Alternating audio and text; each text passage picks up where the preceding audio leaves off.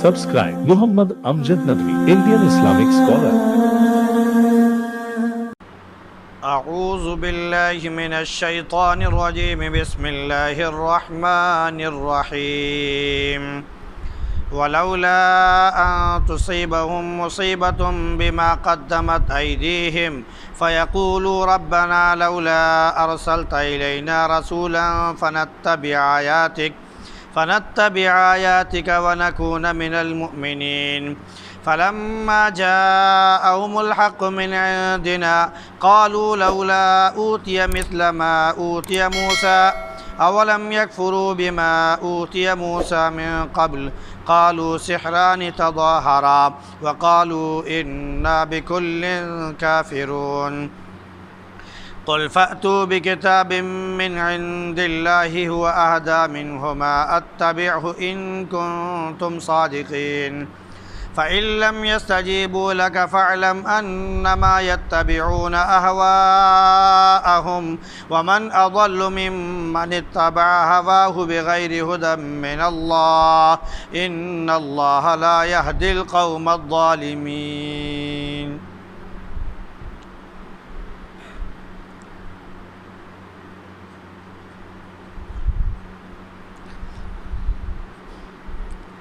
ولولا أن تصيبهم مصيبة بما قدمت أيديهم.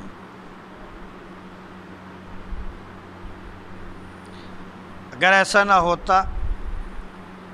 تو ان پر ان کے کرتوتوں کی وجہ سے مصیبت ٹوٹ پڑتی، پھر وہ کہتے پھرتے کہ اے ہمارے رب، آپ نے ہمارے پاس کوئی رسول کیوں نہیں بھیجا کہ ہم تیری آیتوں کی پیروی کرتے اور ہم مومن ہوتے۔ پھر جب ہمارے پاس سے حق ان کے پاس آ گیا تو کہنے لگے کہ کیوں نہ ان کو ویسے ہی دیا گیا جیسے موسیٰ کو دیا گیا تھا۔ کیا انہوں نے انکار نہیں کیا اس کا جو اس سے پہلے موسیٰ کو دیا گیا تھا؟ ان لوگوں نے کہا کہ یہ دونوں جادو ہیں جو متحد ہو گئے ہیں، اور انہوں نے یہ بھی کہا کہ ہم ہر ایک کا انکار کرتے ہیں۔ کہہ دیجئے کہ اللہ کے پاس سے لے آئیے کوئی کتاب جو ان دونوں سے زیادہ بہتر ہو، ہدایت والی ہو، میں اس کی پیروی کروں اگر تم سچے ہو۔ پھر جب وہ تمہاری بات کا جواب نہ دے سکیں تو یہ جان لو کہ وہ اپنے خواہشات کی پیروی کرتے ہیں، اور اس سے زیادہ گمراہ کون ہو سکتا ہے جو بغیر ہدایت کے اپنے خواہشات کی پیروی کرے۔ اللہ رب العزت ظالم قوم کو ہدایت نہیں دیتا ہے۔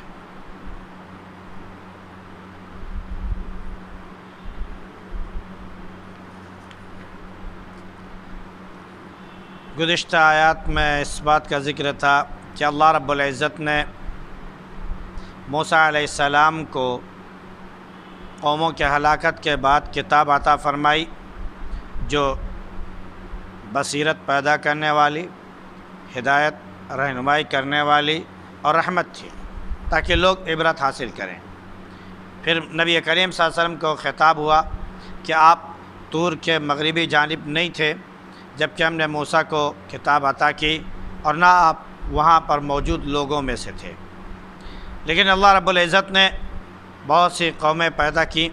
جن کی عمریں بڑی لمبی لمبی ہوئیں، اور آپ مدین کے لوگوں میں بھی شمار نہیں تھے کہ آپ جو ہے ان کے سامنے ہماری آیتوں کی تلاوت کرتے، بلکہ ہم رسولوں کو بھیجتے رہے ہیں۔ اور آپ طور کی جانب بھی اس وقت نہیں تھے جب ہم نے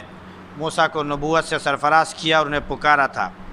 بلکہ یہ آپ کے رب کی جانب سے رحمت ہے آپ کے اوپر تاکہ آپ لوگوں کو ڈرائیں جن کے پاس آپ سے پہلے کوئی رسول یا نبی نہیں آیا، تاکہ وہ عبرت حاصل کریں۔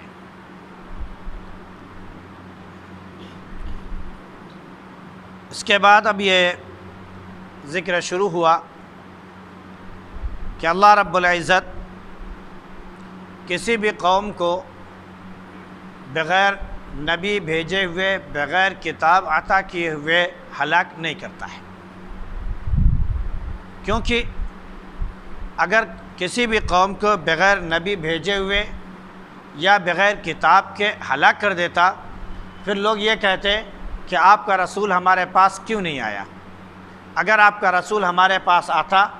آپ کا پیغام ہمارے پاس پہنچتا تو ہم اس کا اتباع کرتے، ہم اس کی پیروی کرتے، لیکن آپ نے ہمارے پاس رسول نہیں بھیجا، اس لیے ہم ایمان لانے والے نہیں بن سکے۔ تو اللہ رب العزت نے یہ حجت تمام کر دی کہ بعد میں کسی کو یہ کہنے کا موقع نہیں ہے کہ ہمارے پاس کوئی رسول نہیں آیا یا ہمارے پاس اللہ کا کوئی پیغام نہیں آیا۔ دنیا کے تمام انسانوں کے پاس، تمام قوموں کے پاس کوئی نہ کوئی رسول گیا یا اللہ کا پیغام ان تک پہنچا ہے۔ اب اس کے بعد اب آخرت میں جب ان کی پکڑ ہوگی یا دنیا میں جب ان کے اوپر عذاب آ جائے تو ان کو یہ کہنے کا حق حاصل نہیں ہے کہ ہمارے پاس کوئی پیغام پہنچانے والا نہیں آیا۔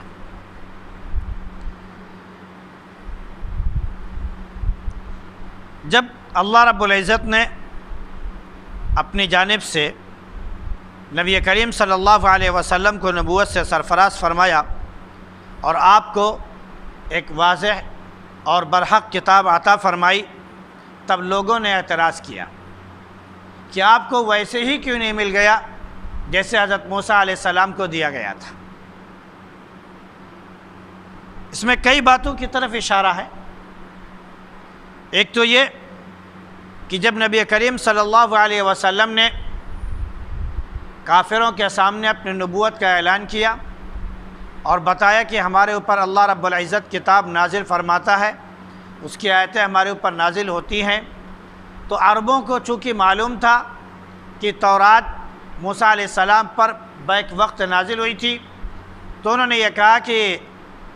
ڈائریکٹ اللہ کے نبی صلی اللہ علیہ وسلم پر پوری کتاب کیوں نہیں آ گئی جیسے حضرت موسیٰ علیہ السلام کو کتاب دی گئی تھی۔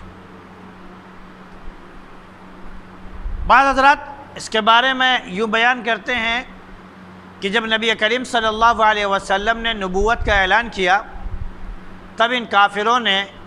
جو مدینے میں یہودی موجود تھے ان سے جا کے پوچھا کہ کیا یہ جو نبی ہمارے درمیان مبعوث ہوئے ہیں، جو نبوت کا دعویٰ کر رہے ہیں، ان کے بارے میں آپ کی کتاب میں کوئی پیشن گوئی ہے؟ تو انہوں نے نبی آخر الزماں صلی اللہ علیہ وسلم کے بارے میں جو کچھ تھا وہ بیان بھی کیا، لیکن کافروں نے اس کا انکار کر دیا۔ خود یہودیوں نے بھی انکار کیا اور کافروں نے بھی، چاہے وہ مکے کے ہوں چاہے وہ مدینہ کے ہوں، ان سب نے کیا کیا؟ انکار کیا اور کہا کہ جیسے موسیٰ علیہ السلام کو معجزات دیے گئے، ہمارے نبی جو پیدا ہوئے ہیں ان کو کیوں نہیں دیے گئے؟ یعنی موسیٰ علیہ السلام کو عصا جو اژدہا بن جاتی تھی، یا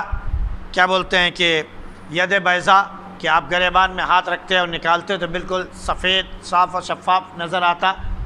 دیکھنے والوں کے لیے خوشنما منظر ہوتا۔ تو ایسا معجزہ نبی کریم صلی اللہ علیہ وسلم کو کیوں نہیں دیا گیا؟ تو اس طرح کے مطالبات وہ کرتے رہے اور یہ یہودیوں کے کہنے کی وجہ سے کیا کرتے تھے۔ تو اللہ رب العزت نے اس کا جواب بھی مرحمت فرمایا کہ کیا انہوں نے اس سے پہلے موسیٰ کا انکار نہیں کیا؟ یعنی جب حضرت موسیٰ علیہ السلام کو کتاب دی گئی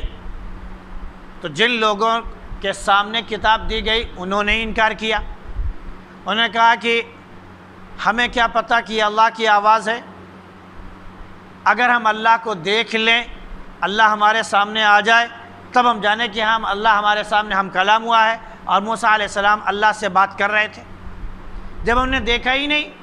صرف ایک آواز آ رہی تو ہم کیسے مان لیں کہ یہ اللہ کی آواز ہے؟ اور جب کتاب دی گئی تو اس کا انہوں نے انکار کیا کہ اس میں تو بڑی سخت باتیں لکھی ہوئی ہیں، ہمارے بس کے باہر ہے، ہم اس پر عمل نہیں کر سکتے۔ تو ایک اعتبار سے یہ حضرت موسیٰ علیہ السلام کا انکار تھا کہ ان کی قوم نے ہی انکار کیا، چاہے وہ فرعون اور فرعون کی پوری قوم ہو اس نے انکار کیا ہو، یا بعد میں بنی اسرائیل نے انکار کیا ہو اپنے عمل کے ذریعے، اپنی شرارت اور خباثت کی وجہ سے۔ دوسرے یہ کہ جب حضرت موسیٰ علیہ السلام نے پیشن گوئی کر دی اللہ کے حکم کے مطابق، اللہ کی ودیعت کی ہوئی کتاب تورات کے مطابق کہ آخر میں ایک نبی پیدا ہوں گے، ان کی یہ صفات ہوں گی، تو جب نبی آخر الزماں صلی اللہ علیہ وسلم مبعوث ہوئے تو اس وقت یہودیوں نے کیوں انکار کر دیا؟ جب ان کے سامنے ساری پیشن گوئی موجود تھی، نبی کریم صلی اللہ علیہ وسلم کے تمام اوصاف موجود تھے، آپ کے بارے میں تمام نشانیاں موجود تھیں، اور وہ تمام صفات، تمام نشانیاں وہ نبی کریم صلی اللہ علیہ وسلم کے اندر پا بھی رہے تھے، دیکھ بھی رہے تھے، پھر انہوں نے کیوں انکار کر دیا؟ جب انہوں نے انکار کیا، اس کا مطلب یہ ہے کہ انہوں نے حضرت موسیٰ علیہ السلام پر نازل ہوئی کتاب تورات کا بھی انکار کیا، پیشن گوئی موجود ہے اس کا انکار کیا۔ تو اس سے پہلے انہوں نے انکار کیا ہے، تو جب اس سے پہلے وہ انکار کر چکے ہیں تو اب اگر انکار کر رہے ہیں تو یہ کوئی بہت بڑی بات نہیں ہے، کیونکہ پہلے بھی اسی طرح انکار ہو چکا ہے۔ قوم نے یہ کہا کہ یہ دونوں جادو ہیں، یا یہ کہہ لیجئے کہ یہ دونوں جادوگر ہیں جو متحد ہو گئے ہیں اور اپنے اتحاد کی وجہ سے ہم پر غالب ہونا چاہتے ہیں۔ موسیٰ علیہ السلام کے سامنے فرعون اور فرعون کے جو ماننے والے تھے، فرعون کے جو پیروی کرنے والے تھے، اس کے قوم کے لوگ تھے، ان لوگوں نے کہا تھا کہ یہ دونوں جادوگر ہیں۔ ان ھذان لساحران یریدان ان یخرجاکم من ارضکما بسحرہما ویذھبا بطریقتکم المثلی، یہ دونوں جادوگر ہیں، یہ چاہتے ہیں کہ اپنے جادو کے ذریعے تم کو تمہارے علاقے سے نکال دیں۔ تو اس وقت جو حضرت موسیٰ علیہ السلام، ہارون علیہ السلام کو، دونوں کو فرعون اور اس کے ماننے والے جو تھے، پیروکار جو تھے، انہوں نے کہا کہ یہ جادوگر ہیں۔ اور قرآن نے کہا کہ اگر نبی کریم صلی اللہ علیہ وسلم کو یہ کہہ رہے جادوگر، تو اس سے پہلے موسیٰ علیہ السلام کو بھی جادوگر کہا گیا تھا۔ دوسرے یہ کہ ایک طرف انہوں نے کہا کہ حضرت موسیٰ علیہ السلام جادوگر تھے، اور دوسری طرف انہوں نے یہ بھی کہا کہ خود نبی کریم صلی اللہ علیہ وسلم بھی موسیٰ علیہ السلام کی طرح جادوگر ہیں، لہذا موسیٰ علیہ السلام کا جادو ادھر نبی کریم صلی اللہ علیہ وسلم کا جادو، دونوں کا جادو ایک ہو گیا، اور یہ دونوں چاہتے ہیں، انہوں نے اپنے زمانے میں چاہا اور یہ اپنے زمانے میں چاہتے ہیں کہ سب پر غلبہ حاصل کر لیں۔ تو اللہ رب العزت فرمایا کہ یہ انکار کرتے ہیں، ان کا یہ بھی کہنا ہے کہ ہم دونوں کا انکار کرتے ہیں، یعنی نبی کریم صلی اللہ علیہ وسلم کا بھی اور حضرت موسیٰ علیہ السلام کا بھی۔ جب یہ قوم کی طرف سے الزامات آ گئے، یہ اتہام ان کی طرف سے آ گیا، اور یہ دعوی باطل ان کی طرف سے آ گیا کہ نبی کریم صلی اللہ علیہ وسلم، حضرت موسیٰ علیہ السلام جادوگر ہیں، اور یہ اپنے جادو کے ذریعے غلبہ حاصل کرنا چاہتے ہیں، اور ان کے اوپر جو کتاب نازل ہوئی ہے وہ دراصل ایک جادو ہے کہ جو سنتا ہے وہ مسحور ہو جاتا ہے، جو سنتا ہے وہ اس کتاب پر فریفتہ ہو جاتا ہے، جو سنتا ہے وہ اسی کتاب کا متوالا بن جاتا ہے، گویا کہ اس کتاب کا اثر اتنی تیزی کے ساتھ اس کے اوپر ہوتا ہے کہ بس جیسے جادو کا اثر ہو رہا ہو۔ تو جب انہوں نے جادو کا کہا کہ یہ جادو ہے، تب اللہ رب العزت نے اعلان کیا کہ قُلْ فَأْتُوا بِكِتَابٍ مِّنْ عِنْدِ اللَّهِ وَأَهْدَىٰ مِنْهُمَا أَتَّبِعْ، اے نبی ان سے کہہ دیجئے کہ اگر یہ کتاب جادو ہے اور تورات جادو ہے تو تم ایسا کام کرو کہ اللہ کے پاس سے تم اس سے بہتر کتاب لے کر آؤ، اس سے عمدہ کتاب لے کر آؤ، اس سے اچھی ہدایت دینے والی کتاب لے کر آؤ، میں اس کی پیروی کرتا ہوں، لے آؤ اگر تم سچے ہو۔ تو قرآن نے جب یہ اعلان کیا کہ تم اس سے بہتر کتاب لے کر آؤ، تو یہ دعویٰ قرآن کا 1400 سال سے قائم ہے، اور آج تک کوئی اس کی دلیل پیش نہیں کر سکا، اس کے مقابلے میں کوئی ایک آیت بھی پیش نہیں کر سکا۔ قرآن اللہ کی کتاب ہے، اگر ہماری اور آپ کی کتاب ہوتی تو ایک زمانے میں وہ چل رہی ہوتی، اس کے بعد جب زمانہ بدلتا ہے تو دھیرے دھیرے کتاب بھی جو ہے وہ غیر قیمتی ہوتی چلی جاتی ہوتی،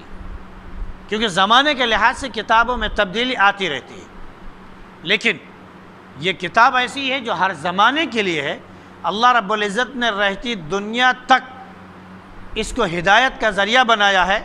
تو اس کا مطلب یہ ہے کہ اس کتاب میں کوئی تبدیلی نہیں ہو سکتی۔ تو جو قرآن نے اس وقت کہا کہ لاؤ کتاب، تو وہ کوئی کتاب نہیں پیش کر سکے۔ جب یہ بھی نہیں کر سکے تو قرآن نے کہا کہ قل فأتوا بعشر سور من مثلی، قرآن میں 114 صورتیں ہیں، اگر تم پورا قرآن نہیں پیش کر سکتے، پوری کتاب نہیں لا سکتے، تو اس قرآن میں جیسے صورتیں ہیں اس طرح 10 ہی صورتیں پیش کر دو۔ اس میں بھی سب ڈھیر ہو گئے اور کوئی نہیں پیش کر سکا۔ جب اس پر بھی نہیں ہو گئے تب قرآن نے کہا قل فأتوا بسورۃ من مثلی، اس جیسی ایک ہی صورت پیش کر دو۔ یہ بھی نہیں کر سکے۔ جب یہ بھی نہیں ہوا تو ایک آیت پر ایک آیت پیش کر دو۔ معلوم یہ ہوا کہ پورے کفار، بڑے سے بڑے ادیب، بڑے سے بڑا شاعر موجود، لیکن اس کے باوجود بھی قرآن جیسا کلام وہ پیش نہیں کر سکے۔ آخر قرآن کی حقانیت اور اس کی صداقت اور سچائی کو قبول کرنا پڑا۔ قرآن نے بھی کہہ دیا کہ اگر وہ اس کا جواب نہ دے سکیں تو بس یہ سمجھ لیجئے کہ وہ اپنے خواہشات کی پیروی کر رہے ہیں، وہ اپنی منمانی کر رہے ہیں، ان کا دل جو چاہ رہا ہے بس اسی پر یہ عمل کر رہے ہیں۔ پھر اس سے بڑا گمراہ کون ہوگا جو اپنے خواہشات کی پیروی کرے اور اللہ کی کتاب نہ مانے؟ کیونکہ اللہ کی طرف سے اس کو ہدایت نہیں مل رہی ہے، بس اس کے دل میں جو ایک خواہش پیدا ہو گئی اسی پر اس نے عمل کر لیا، اور ایسے لوگوں کی ہدایت اللہ رب العزت نہیں دیتا۔ ایسے لوگوں کو اللہ رب العزت ہدایت نصیب نہیں فرماتا ہے۔ ہاں، ہدایت ان کو ملتی ہے جو ہدایت کے طلبگار ہو، جن کے اندر سچائی کی تلاش اور جستجو قائم ہو، ان کو اللہ رب العزت ہدایت عطا فرماتا ہے۔ اور جو اس سے آنکھ موند لیتے ہیں، آنکھ بند کر لیتے ہیں، دور بھاگتے ہیں اور اسے برا سمجھتے ہیں، اسے دعوی باطل سمجھتے ہیں، اسے جادو سمجھتے ہیں، تو حقیقت یہ ہے کہ ان کو پھر ہدایت نہیں ملا کرتی ہے۔ اللہ رب العزت ہم سب کو ہدایت نصیب فرمائے اور قرآن پر جیسے کہ اس کی تعلیم میں اس کی تعلیم ہے اس پر عمل کی توفیق نصیب فرمائے۔ سبحان اللہ بحمدہ، سبحانک اللہم بحمدک، ونشہد ان لا الہ الا انت نستغفرک۔